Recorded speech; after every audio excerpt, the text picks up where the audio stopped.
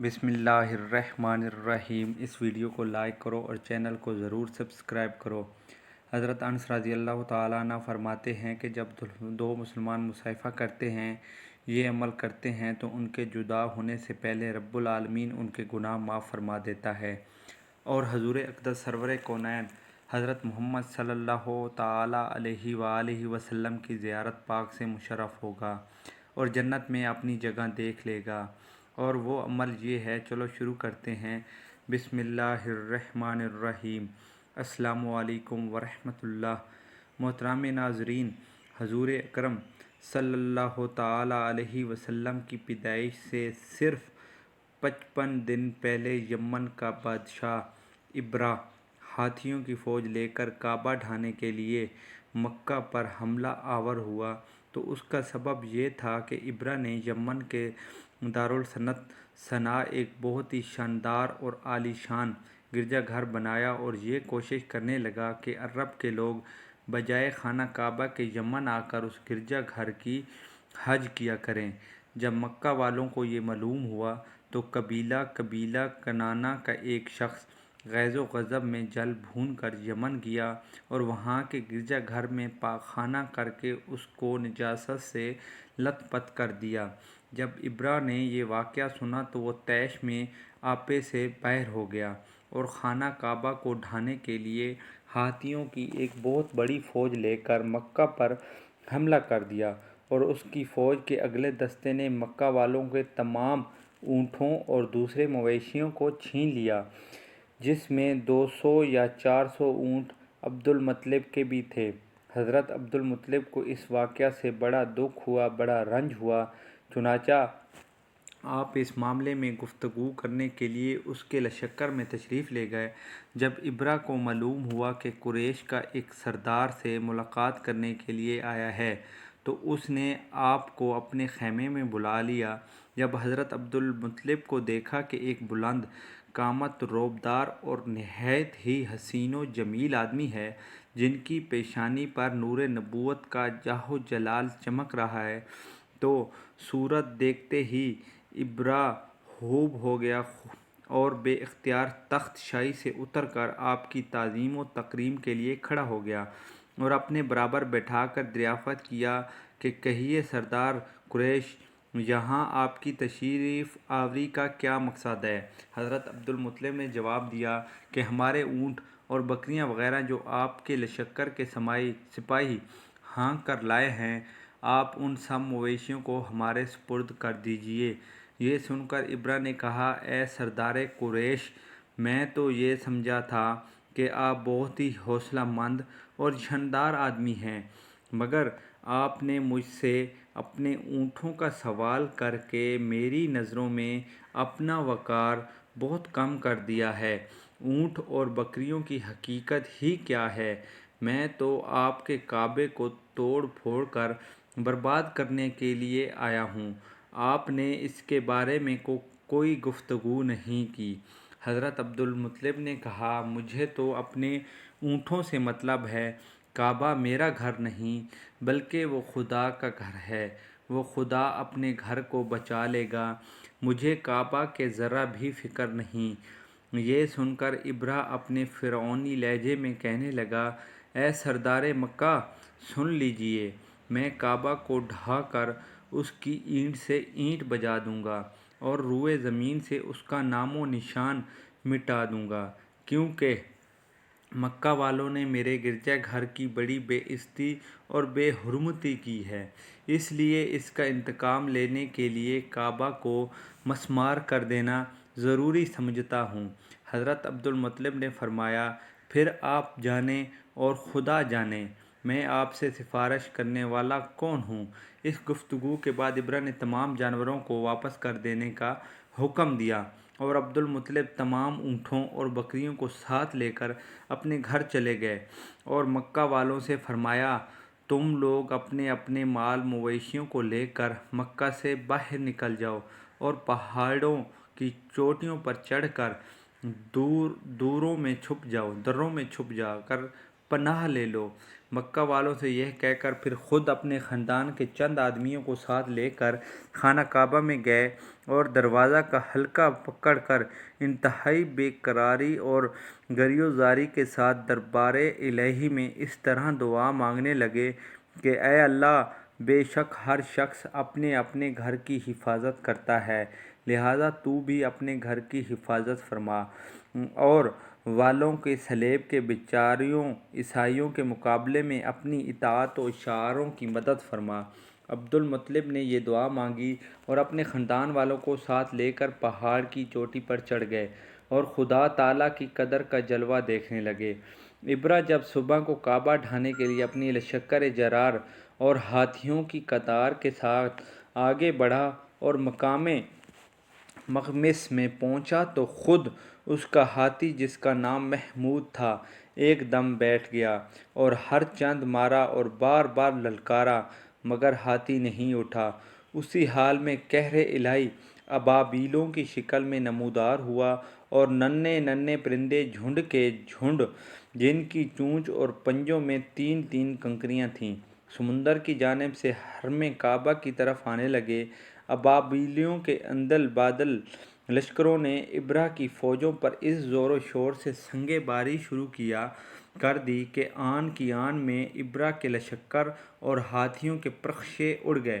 ابابیلوں کے سنگ باری خداوند قہار جبار کے قہر و غضب کی ایسی مار تھی کہ جب کوئی کنکری کسی فیل سوار کے سر پر پڑتی تھی تو وہ اس آدمی کے بدن کو چھیدتی ہوئی ہاتھی کے بدن سے پار ہو جاتی تھی۔ ابرہ کی فوج کا ایک آدمی بھی زندہ نہیں بچا اور سب کے سب ابرہ اور اس کے ہاتھیوں سمیت اس طرح ہلاک و برباد ہو گئے کہ ان کے جسموں کی بوٹیاں ٹکڑے ٹکڑے ہو کر زمین پر بکھر گئیں۔ اور جب ابرہ اور اس کے لشکروں کا یہ انجام ہوا تو عبد المطلب پہاڑ سے نیچے اترے اور خدا کا شکر ادا کیا اور ان کی اس کرامت کا دور دور تک چرچا ہو گیا اور تمام اہل عرب ان کو ایک خدا رسیدہ بزرگ کی حیثیت سے قابل احترام سمجھنے لگے۔ یہ ہمارے حضور رحمت عالم صلی اللہ تعالیٰ علیہ وسلم کے والد ماجد ہیں۔ یہ عبد المطلب کے تمام بیٹوں میں سب سے زیادہ باپ کے لاڈلے اور پیارے تھے۔ چونکہ ان کی پیشانی میں نور محمدی اپنی پوری شان و شوکت کے ساتھ جلوہ گر تھا، اس لیے حسن خوبی کی پیکر اور جمال صورت و کمال و سیرت کے آئینہ دار اور غفلت و پرسائی میں یکتائے روزگار تھے۔ قبیلہ قریش کے تمام حسین عورتیں ان کے حسن و جمال پر فریفتہ اور ان سے شادی کی خواہش گار تھیں، مگر عبد المطلب ان کے لیے ایک ایسی عورت کی تلاش میں تھے جو حسن و جمال کے ساتھ ساتھ حسب و نسب کی شرافت اور عفت و پرسائی میں بھی ممتاز ہو۔ عجیب اتفاق کہ ایک دن عبداللہ رضی اللہ تعالیٰ عنہ شکار کے لیے جنگل میں تشریف لے گئے۔ ملک شام کے یہودی چند علامتوں سے پہچان گئے تھے کہ نبی آخر الزمان کے والد ماجد یہی ہیں، چنانچہ ان یہودیوں نے حضرت عبداللہ رضی اللہ تعالیٰ عنہ کو بارہا قتل کر ڈالنے کی کوشش کی۔ اس مرتبہ بھی یہودیوں کی ایک بہت بڑی جماعت مسلح ہو کر اس نیت سے جنگل میں گئی کہ حضرت عبداللہ رضی اللہ تعالیٰ عنہ کو تنہائی میں دھوکہ سے قتل کر دیا جائے، مگر اللہ تعالیٰ نے اس مرتبہ بھی اپنے فضل و کرم سے بچا لیا۔ عالم غیب سے چند ایسے سوار ناگہاں نمودار ہوئے جو اس دنیا کے لوگوں سے کوئی مشابہت ہی نہیں رکھتے۔ ان سواروں نے آ کر یہودیوں کو مار بھگایا اور حضرت عبداللہ رضی اللہ تعالیٰ عنہ کو بحفاظت ان کے مکان تک پہنچا دیا۔ وہاب بن مناف بھی اس دن جنگل میں تھے اور انہوں نے اپنی آنکھوں سے یہ سب کچھ دیکھا، اس لیے ان کو حضرت عبداللہ رضی اللہ تعالیٰ عنہ سے بے انتہا محبت و عقیدت پیدا ہو گئی،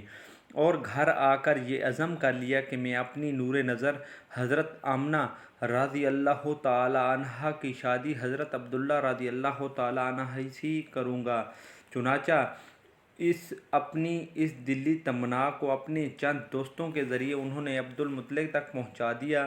خدا کی شان کہ عبدالمطلب اپنے نور نظر حضرت عبداللہ رضی اللہ تعالیٰ عنہ کے لیے جیسی دلہن کی تلاش میں تھے، وہ ساری خوبیاں حضرت آمنہ رضی اللہ تعالیٰ عنہ بنت وہب میں موجود تھیں۔ عبدالمطلب نے اس رشتہ کو خوشی منظور کر لیا۔ چنانچہ 24 سال کی عمر میں حضرت عبداللہ رضی اللہ تعالیٰ عنہ کا حضرت بی بی آمنہ رضی اللہ تعالیٰ عنہ سے نکاح ہو گیا۔ نور محمدی حضرت عبداللہ رضی اللہ تعالیٰ عنہ سے نتقل ہو کر حضرت بی بی آمنہ رضی اللہ تعالیٰ عنہ کے شکم و عطر میں جلوہ گر ہو گیا، اور جب حمل شریف کو 2 مہینے پورے ہو گئے تو عبدالمطلب نے حضرت عبداللہ رضی اللہ تعالیٰ عنہ کو کھجوریں لینے کے لیے مدینہ بھیجا یا تجارت کے لیے ملک شام روانہ کیا۔ وہاں سے واپس لوٹتے ہوئے مدینہ میں اپنے والد کے نہال بنو عدی بن عمر میں وفات پا گئے اور وہیں دارالنبوہ میں مدفون ہوئے۔ قافلہ والوں نے جب مکہ واپس لوٹ کر عبدالمطلب کو حضرت عبداللہ رضی اللہ تعالیٰ عنہ کی بیماری کا حال سنایا تو انہوں نے خبر گیری کے لیے اپنے سب سے بڑے لڑکے حارث کو مدینہ بھیجا، اور ان کے مدینہ پہنچنے سے قبل ہی حضرت عبداللہ رضی اللہ تعالیٰ عنہ راہی ملک بقا ہو چکے تھے۔ حارث نے مکہ واپس آ کر جب وفات کی خبر سنائی تو سارا گھر ماتم کدہ بن گیا اور بنو ہاشم کے ہر گھر میں ماتم برپا ہو گیا۔ خود حضرت آمنہ رضی اللہ تعالیٰ عنہ درد مرثیہ کہا ہے، جس کو سن کر آج بھی دل درد سے بھر جاتا ہے۔ روایت میں ہے کہ حضرت عبداللہ رضی اللہ تعالیٰ عنہ کی وفات پر فرشتوں نے غمگین ہو کر بڑی حسرت کے ساتھ یہ کہا کہ الہی عز و جل تیرا نبی یتیم ہو گیا ہے۔ خداوند کریم نے فرمایا، کیا ہوا، میں اس کا حامی و حافظ ہوں۔ حضرت عبداللہ رضی اللہ تعالیٰ عنہ کا ترکہ ایک لونڈی یمن جس کا نام برکہ تھا، کچھ اونٹ کچھ بکریاں تھیں، یہ سب ترکہ حضور سرور عالم صلی اللہ تعالیٰ علیہ وسلم کو ملا۔ یمن بچپن میں حضور اقدس صلی اللہ تعالیٰ علیہ وسلم کی دیکھ بھال کرتی تھیں، کھلاتی، کپڑا پہنائے، پرورش کی پوری ضروریات مہیا کرتیں۔ اس لیے حضور اقدس صلی اللہ تعالیٰ علیہ وسلم تمام عمر یمن کے دل جوئی فرماتے رہے۔ اپنے محبوب غلام حضرت زید بن حارث رضی اللہ تعالیٰ عنہ سے ان کا نکاح کر دیا اور ان کے شکم سے حضرت اسامہ رضی اللہ تعالیٰ عنہ پیدا ہوئے۔ زرقانی علی محب حضرت انس رضی اللہ تعالیٰ عنہ فرماتے ہیں، جب 2 مسلمان مصافحہ کرتے وقت درود شریف پڑھتے ہیں تو ان کے جدا ہونے سے پہلے رب العالمین ان کے گناہ معاف فرما دیتا ہے۔ جمعہ کی شب کو 2 رکعت نماز ادا کرے، ہر رکعت میں الحمد شریف کے بعد 25 مرتبہ کل شریف پڑھے اور بعد از اسلام 1000 مرتبہ یہ درود پاک پڑھے، اللہم صلی علی محمد النبی الذی وآلہ وصحبہ وسلم۔ یہ مقدس درود پاک پڑھنے سے حضور اقدس سرور کونین صلی اللہ علیہ وسلم کی زیارت پاک سے مشرف ہوگا اور جنت میں اپنی جگہ دیکھ لے گا۔ اللہ رب العالمین سے دست ادب دعا ہے، میرے تمام مسلمان بہن بھائیوں اور ان کی آل و اولاد کو زیارت حضرت محمد صلی اللہ تعالیٰ علیہ وسلم نصیب فرمائے، آمین یا رب العالمین۔ جزاک اللہ خیراً کثیرا۔ اگر آپ نے ابھی تک ہمارے چینل کو سبسکرائب نہیں کیا تو ضرور کر دیں۔ شکریہ، جزاک اللہ۔